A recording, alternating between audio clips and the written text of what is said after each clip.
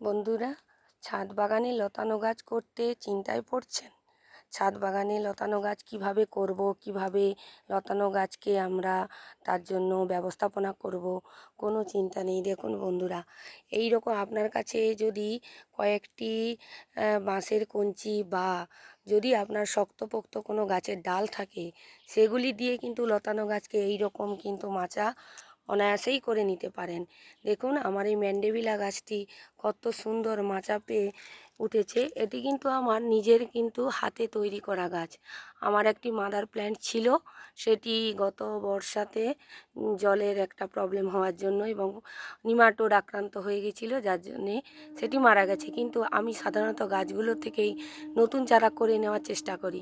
তার ফলস্বরূপ দেখুন এই গাছ এবং কত সুন্দর মাচা বেয়ে এই গাছটি উপরে উঠে গেছে। আপনারাও এইভাবে মাচা তৈরি করুন এবং গাছকে লতিয়ে দিন।